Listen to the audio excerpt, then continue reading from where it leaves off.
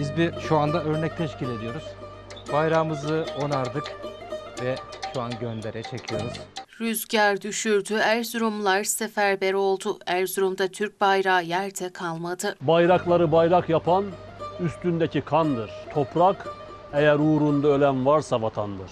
Şanlı şerefli Türk bayrağı yurdun dört bir yanında gururla dalgalanıyor. Erzurum'un Uzundere ilçesinde de mahalle sakinleri mahallenin bir noktasına Türk bayrağı dikti. Ancak kuvvetli rüzgar bayrağı yerinden söktü. Duruma kayıtsız kalmayan mahalleliler adeta seferber oldu. Bayrağımızı onardık ve şu an göndere çekiyoruz. İnşallah güzel bir rüzgar olur. Güzel bir dalgalanma videosu buradan çekeriz.